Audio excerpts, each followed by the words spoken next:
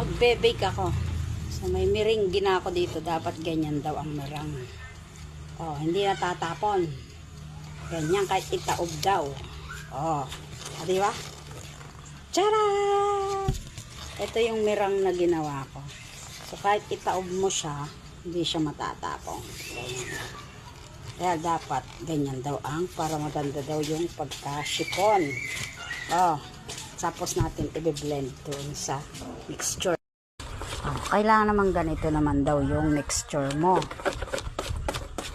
Kailangan pino na siya. Lusaw na yung asukal, yung lahat.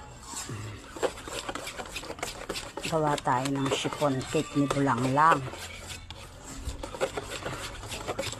O, diba? So, pagka ganyan na, okay na to. Okay na to, sabi ni Grace Tan Felix.